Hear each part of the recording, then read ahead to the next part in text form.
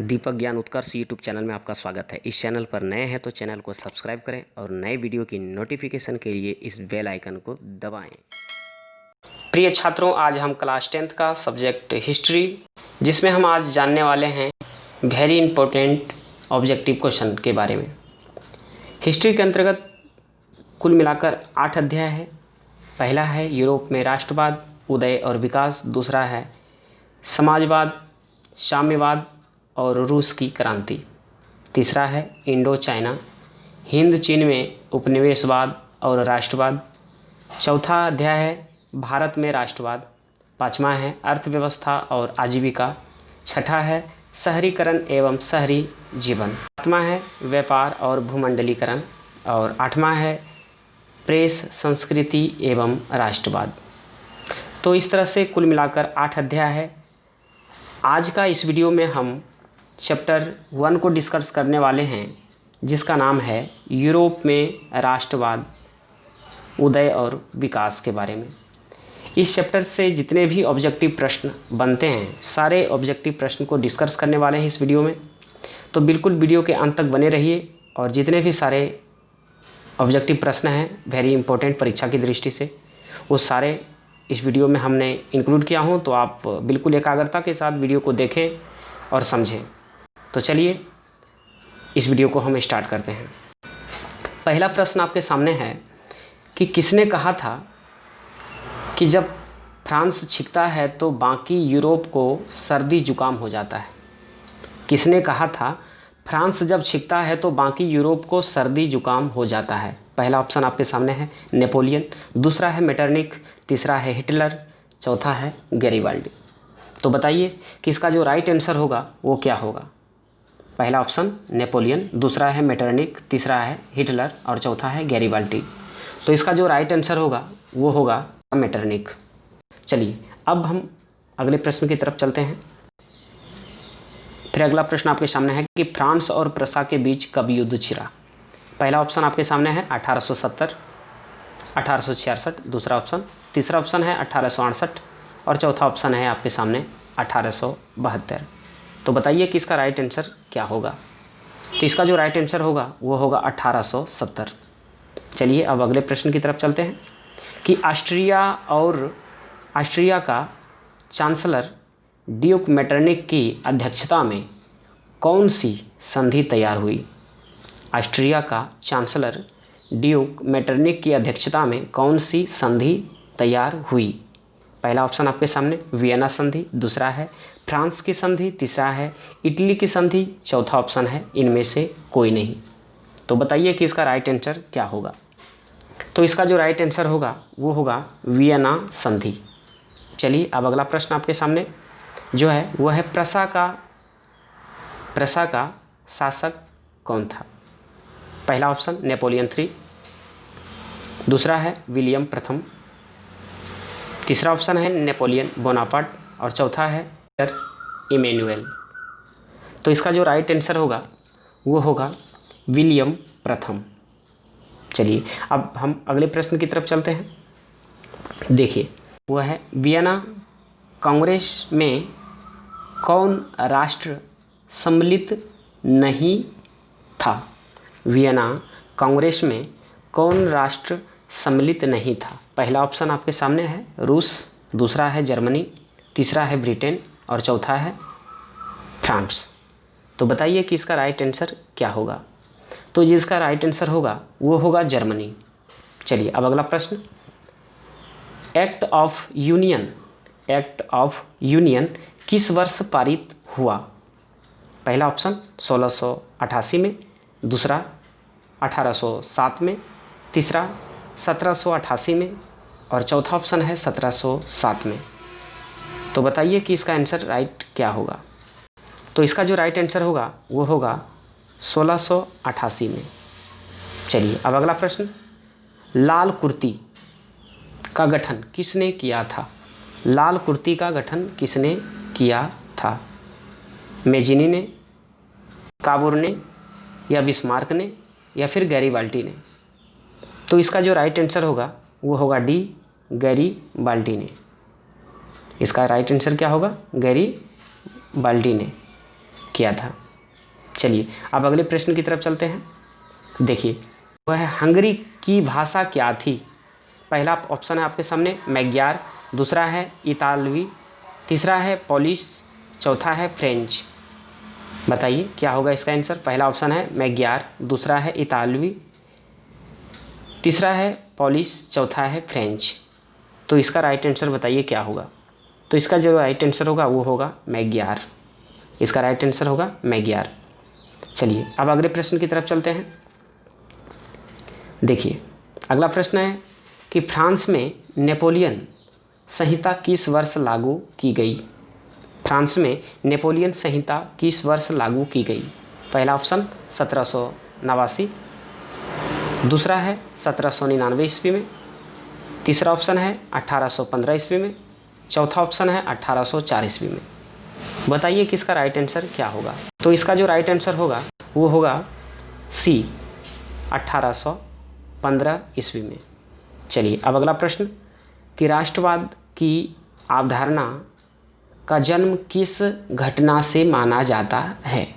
पहला ऑप्शन धर्म सुधार आंदोलन, दूसरा है पूर्ण जागरण, तीसरा ऑप्शन गौरवपूर्ण क्रांति और चौथा ऑप्शन है फ्रांस की क्रांति। तो बताइए कि इसका राइट आंसर क्या होगा। फिर से एक बार प्रश्न पढ़ देता हूँ। राष्ट्रवाद की अवधारणा का जन्म किस घटना से माना जाता है? पहला ऑप्शन धर्म सुधार आंदोलन, दूसरा है पूर्ण जागरण, तीसरा है गौरवपूर्ण क्रांति, चौथा है फ्रांस की क्रांति। तो जो इसका राइट आंसर होगा वो होगा बी पुनर्जागरण। क्या होगा? पुनर्जागरण। चलिए अब अगला प्रश्न की तरफ चलते हैं। सन 1870 में फ्रांस और प्रसा के बीच युद्ध कहाँ हुआ था? जब फ्रांस और प्रसा के बीच युद्ध हुआ था 1870 में, वो युद्ध कहाँ हुआ था ये आपको बताना है। तो आपके सामने जो ऑप्शन है वो है सेडोवा, दूसरा ऑप्शन है साइराइन, तीसरा है फ्रैंकफर्ट, चौथा है शेडाउन। बताइए कि इसका राइट जो आंसर होगा वो क्या होगा। तो इसका राइट आंसर होगा शेडाउन। क्या होगा? शेडाउन। अगला प्रश्न किस संधि द्वारा जर्मनी का एकीकरण पूरा हुआ? किस संधि द्वारा जर्मनी का एकीकरण पूरा हुआ? पहला ऑप्शन डेनमार्क, दूसरा है फ्रैंकफर्ट, तीसरा है प्राग और चौथा है गैस्टिन। इसका राइट आंसर होगा फ्रैंकफर्ट। चलिए अब अगला प्रश्न बिस्मार्क क्या था? बिस्मार्क क्या था? कूटनीतिज्ञ था या फिर नाटककार था या संगीतज्ञ था या फिर कवि थे? तो बिस्मार्क क्या था? ये एक कूटनीतिज्ञ थे। चलिए अब अगला प्रश्न इटली के एकीकरण का मसीहा किसे कहा जाता है? इटली के एकीकरण का मसीहा किसे कहा जाता है ये आपको बताना है। तो आपके सामने जो पहला ऑप्शन है वह है नेपोलियन बोनापार्ट, दूसरा है काबूर, तीसरा है गैरीबाल्टी, चौथा है मेजिनी। तो आपको ये बताना है कि इसका जो राइट आंसर होगा वो क्या होगा। तो इसका राइट आंसर होगा मेजिनी। क्या होगा? मेजिनी। चलिए अब अगला प्रश्न यंग यूरोप एवं यंग इटली की स्थापना किसने की थी? यंग यूरोप एवं यंग इटली की स्थापना किसने की थी? ऑप्शन है आपके सामने बिस्मार्क ने, दूसरा ऑप्शन मेजिनी ने, तीसरा है काबूर ने, चौथा है गैरीबाल्टी ने। तो इसका जो राइट आंसर होगा वो होगा मेजिनी ने। इसका राइट आंसर होगा मेजिनी ने। चलिए अब अगला प्रश्न आपके सामने कि वियना सम्मेलन कब हुआ था? वियना सम्मेलन कब हुआ था? ऑप्शन आपके सामने है पहला 1815 ईस्वी में, दूसरा 1820 ईस्वी में, तीसरा 1818 ईस्वी में और चौथा है 1848 ईस्वी में। तो इसका जो राइट आंसर होगा वो होगा ए 1815 ईस्वी में। चलिए अब अगला प्रश्न को देखते हैं। यूरोपीय सभ्यता का पालना किस देश को कहा जाता है? यूरोपीय सभ्यता का पालना किस देश को कहा जाता है? इटली को, स्पेन को, यूनान को या फिर रोम को? तो इसका जो राइट आंसर होगा वो होगा सी, यूनान को। अगला प्रश्न कि फ्रांस की क्रांति का प्रमुख कारण क्या था? फ्रांस की क्रांति का प्रमुख कारण क्या था? निरंकुश शासन या फिर प्रजातंत्र शासन या गिरफ्तारी पत्र, और चौथा ऑप्शन है वंशवादी प्रथा। तो बताइए इसका राइट आंसर क्या होगा? तो इसका जो राइट आंसर होगा वो होगा ए, निरंकुश शासन। ए, निरंकुश शासन। चलिए अगला प्रश्न, किस देश को यूरोप का मरीज कहा जाता है? किस देश को यूरोप का मरीज कहा जाता है? पहला ऑप्शन फ्रांस को, दूसरा है तुर्की को या फिर इटली को, और चौथा ऑप्शन है जर्मनी को। तो आप ये बताइए कि ये चारों में से इसका जो राइट आंसर होगा वो क्या होगा, कि किस देश को यूरोप का मरीज कहा जाता है?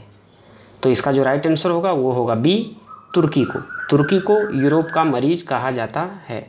चलिए अब अगला प्रश्न देखते हैं। रक्त एवं लौह की नीति का अवलंबन किसने किया था? रक्त एवं लौह की नीति का अवलंबन किसने किया था? ऑप्शन आपके सामने जो है वह है पहला मेजिनी, दूसरा है हिटलर, तीसरा है बिस्मार्क और चौथा है विलियम वन। तो इसका राइट आंसर क्या होगा बताइए? तो इसका जो राइट आंसर होगा वो होगा सी, बिस्मार्क। फिर अगला प्रश्न, यूरोप वासियों के लिए किस देश का साहित्य एवं ज्ञान विज्ञान प्रेरणा स्रोत रहा? ऑप्शन है जर्मनी, यूनान, तुर्की, इंग्लैंड। तो इसका राइट आंसर क्या होगा? इसका राइट आंसर होगा बी, यूनान। चलिए अब अगला प्रश्न है कि फ्रांस में किस शासक वंश की पुनर्स्थापना वियना कांग्रेस द्वारा की गई थी? ऑप्शन है पहला हैब्सबर्ग, दूसरा है आर्लिया वंश, तीसरा है बुर्बो वंश और चौथा है जार शाही। तो इसका जो राइट आंसर होगा वो होगा सी, बुर्बो वंश। चलिए अब अगला प्रश्न देखते हैं कि प्रसा राज्य द्वारा स्थापित जालवेरिन एक संस्था थी। प्रसा राज्य द्वारा स्थापित जालवेरिन एक संस्था थी।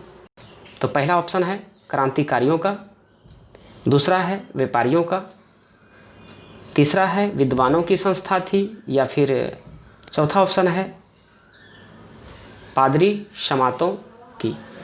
तो आपको ये बताना है कि जो प्रसा राज्य द्वारा स्थापित जो जालवेरिन संस्था थी वो किसकी थी? क्रांतिकारियों की थी या फिर व्यापारियों की थी या विद्वानों की या फिर पादरी शमातों की थी? तो इसका जो राइट आंसर होगा वो होगा बी, व्यापारियों का। चलिए अब अगला प्रश्न है कि 1829 ईस्वी की एड्रियानोपुल की संधि किस देश के साथ हुई? तुर्की के साथ या यूनान के साथ या हंगरी या फिर पोलैंड के साथ? तो इसका जो राइट आंसर होगा वो होगा ए, तुर्की। चलिए अब अगला प्रश्न है कि फ्रेफंड की संधि कब हुई थी? 1864 में, 1866 में या फिर 1870 में या 1871 में? तो जो इसका राइट आंसर होगा वो होगा डी, 1871 में। चलिए अब अगला प्रश्न आपके सामने है कि इटली एवं जर्मनी के एकीकरण के विरुद्ध, इटली एवं जर्मनी के एकीकरण के विरुद्ध निम्न में कौन था? इंग्लैंड, रूस, ऑस्ट्रिया या फिर प्रसा? तो बताइए कि इन चारों में जो इसका राइट आंसर होगा वो क्या होगा? तो इसका जो राइट आंसर होगा वो होगा सी, ऑस्ट्रिया। ऑस्ट्रिया जो है इटली एवं जर्मनी के एकीकरण के विरुद्ध था, है ना। अगला प्रश्न है कि जर्मनी राइन राज्य का निर्माण किसने किया था? जर्मनी राइन राज्य का निर्माण किसने किया था? पहला ऑप्शन है लुई 18वां, बी नंबर का ऑप्शन है नेपोलियन बोनापार्ट, सी है नेपोलियन 3, डी है बिस्मार्क। तो इसका जो राइट आंसर होगा वो होगा बी, नेपोलियन बोनापार्ट। अगला प्रश्न है कि काउंट काबूर को विक्टर इमैनुएल ने किस पद पर नियुक्त किया? सेनापति के पद पर, या फिर फ्रांस के राजदूत के पद पे, या फिर प्रधानमंत्री के पद पे, या फिर गृह मंत्री के पद पे। तो जो इसका राइट आंसर होगा वो होगा सी, प्रधानमंत्री के पद पे। चलिए अब अगला प्रश्न देखते हैं कि गैरीवाल्टी पेशे से क्या था। गैरीवाल्टी पेशे से क्या था? सिपाही, किसान, जमींदार या नाविक? तो इसका जो राइट आंसर होगा वो होगा नाविक, कि गैरीवाल्टी पेशे से नाविक था। चलिए अगला प्रश्न है कि इटली एवं जर्मनी वर्तमान में किस महादेश के अंतर्गत आते हैं? इटली एवं जर्मनी वर्तमान में किस महादेश के अंतर्गत आते हैं? पहला ऑप्शन आपके सामने है उत्तरी अमेरिका, दूसरा है दक्षिणी अमेरिका, तीसरा है यूरोप और चौथा ऑप्शन है आपके सामने पश्चिमी एशिया। तो जो इसका राइट आंसर होगा वो होगा सी, यूरोप। यूरोप महादेश के अंतर्गत इटली एवं जर्मनी आता है वर्तमान में। चलिए अब अगला प्रश्न है कि मेजिनी का संबंध किस संगठन से था? मेजिनी का संबंध किस संगठन से था? लाल सेना के संगठन से, या कार्बोनरी, या फिर फिलिक हेटारिया, या फिर डायट? तो जो इसका राइट आंसर होगा वो होगा कार्बोनरी। मेजिनी का संबंध कार्बोनरी संगठन से था। तो इस प्रकार से ये जो मेरा पहला चैप्टर था यूरोप में राष्ट्रवाद, उदय और विकास, इसके अंतर्गत जितने भी कुछ वेरी इंपॉर्टेंट प्रश्न था वो सारे प्रश्न को मैंने डिस्कस किया आपके सामने। और कई बार इनमें से कई सारे ऐसे प्रश्न हैं जो कि कई बार परीक्षाओं में पूछा जा चुका है और आने वाले आगामी परीक्षा में पूछे जाने की भी संभावना रहेगी। तो इन सारे प्रश्नों को आप बिल्कुल याद कर लें। फिर हम अगले वीडियो में मिलते हैं। स्वच्छ रहे हमारा भारत, स्वस्थ रहें आप। फिर हम मिलते हैं नेक्स्ट वीडियो के साथ। जय हिंद, जय भारत, वंदे मातरम।